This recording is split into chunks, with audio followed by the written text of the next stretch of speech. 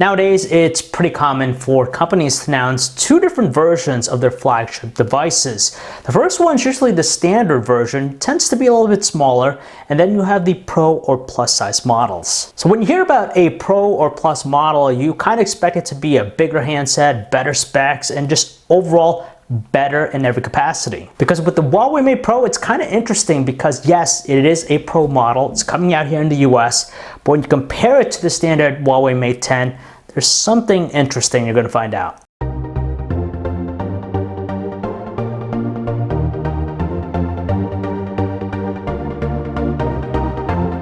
Hey guys, it's John V here with PhoneArena, and this is our review of the Huawei Mate 10 Pro.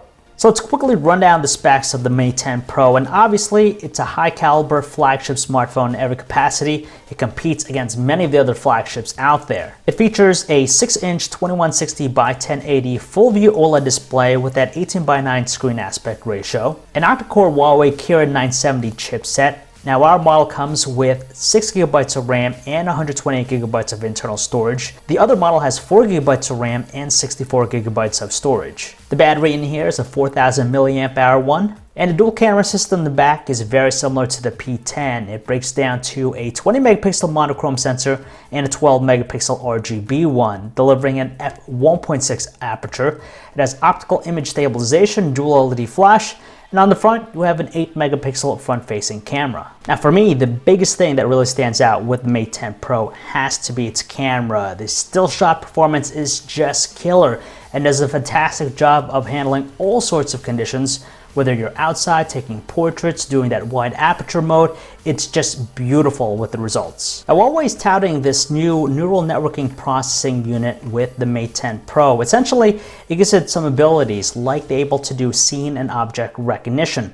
So when you use the camera, it automatically will know what you're shooting. So while it's great that it'll automatically adjust certain parameters like the sharpness and saturation depending on what you're shooting, it's not really necessary for me because you could always do that later on. Well, I absolutely love the still shot performance of the Huawei Mate 10 Pro's camera.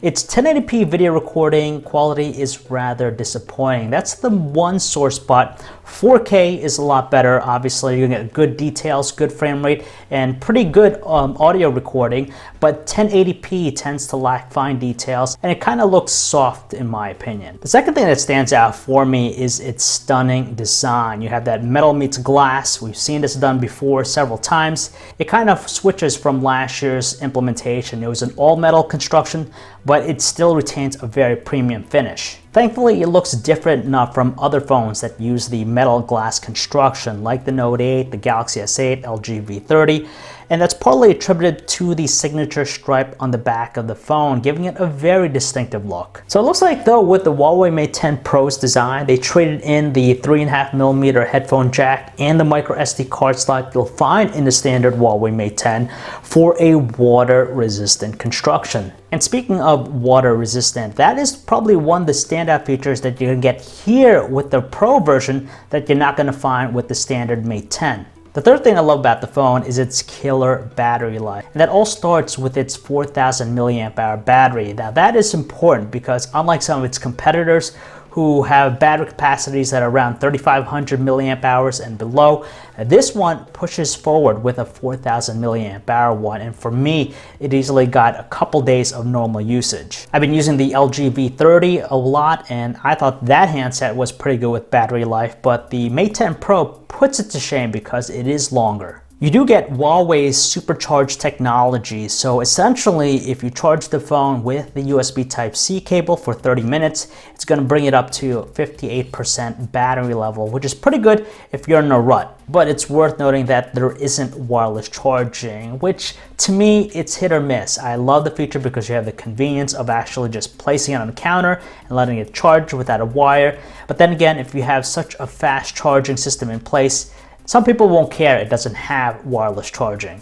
And the last thing here is going to be the new projection feature that comes along with Huawei's Emotion UI 8.0 experience. In terms of the visuals and the operation of the experience, it largely doesn't change from what we saw in previous versions of the platform. It is running on top of Android 8.0 Oreo, which is nice. Going back to projection, it's very similar to Samsung's DeX. Essentially, you'll be able to have a desktop-like experience when you connect the phone to a monitor or display.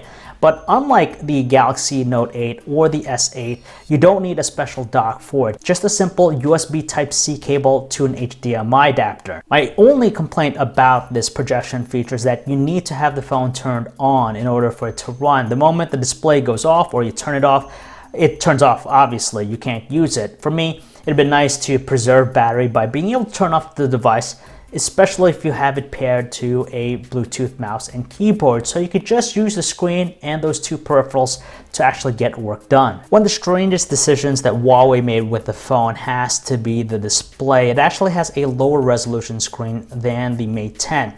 So it has a 6-inch 18:9 screen aspect ratio. It's an OLED display, 2160 by 1080 pixels. That's actually lower in resolution because the Mate 10 has a 5.9-inch 2560 by 1440 display. It still looks good. There's no denying that. It's plenty detailed, and honestly, from normal distance, you're not gonna notice too much of a difference. You have some punchy looking colors. You have that all-screen form factor with minimal bezels on the top and bottom. And viewing angles are decent, though you do get a little bit of a bluish tint with the screen with that. But to me, just from a spec standpoint, it's disappointing that it has a lower resolution than its counterpart in the Mate 10. When you think about a Pro model, you expect better. The Huawei Mate 10 and the Huawei Mate 10 Pro are very similar. A lot of similarities with the hardware, same design language, you have the same processor, same camera, same battery, so why even go with the Huawei Mate 10 Pro? What would make it better than the standard model? So the differences are basically this. You have a water-resistant construction. That's probably the biggest difference between the two. You're also going to get a little bit more RAM if you go with the larger 128GB capacity, and that 18:9 screen aspect ratio with an OLED screen.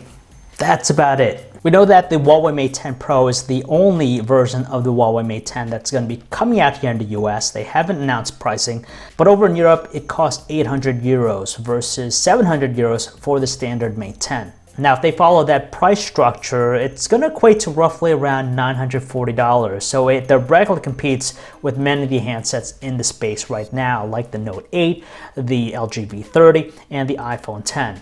Now that's a little bit tough to digest given that there's only 100 euros that separates this model from the standard one. You'd expect to get a lot more. When I hear about a Pro model or Plus model, I expect better specs. And when you have a screen resolution that's lower than its standard model, that's a problem to me. But don't let that stop you, because if you really are desperate about having a water-resistant construction and having that OLED display, then sure, why not? It's a great option.